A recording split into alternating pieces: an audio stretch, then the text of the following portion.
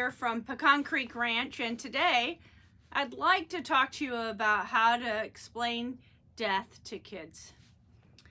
Death is something that is really hard for most adults to talk about, and so it does take practice and a bit of thinking about some of the values and different beliefs that you yourself have about death. But one of the things I think that is super important is to begin conversations about death really early in a kid's life.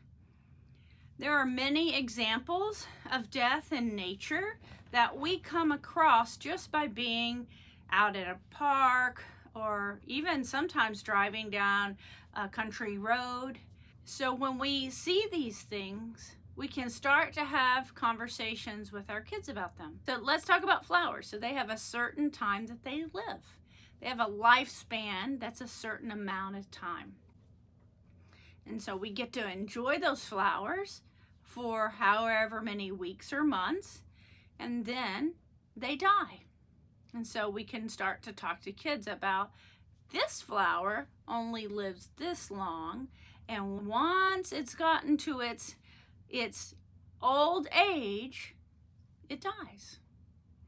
So if you have cicadas in your area, they're a very good example because you can find cicada shells hanging on trees and sometimes on the ground.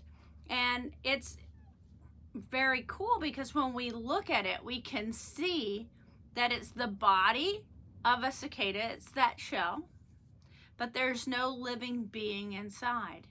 And that way we can start to have conversations about when we die or our beloved pets die, the body that's left is a shell, just like the shell of the cicada, and the cicada's not there anymore. And that can be very helpful too.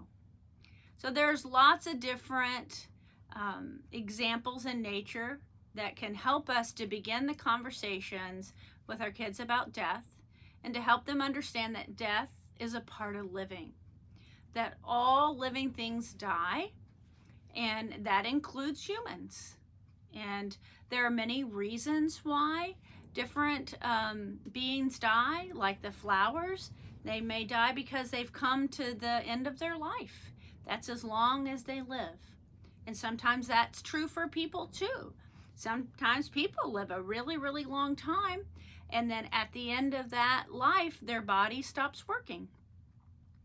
Sometimes, though, like when we see on the road, animals get hit by cars, sometimes things die because they get injured so badly that their body stops working and they die.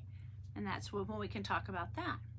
Sometimes our beloved pets or maybe family members get sick.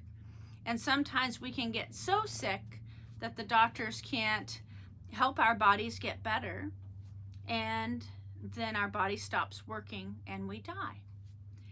So talking to kids in these matter-of-fact ways about life and about death will prepare your child better for when a significant death comes in their life.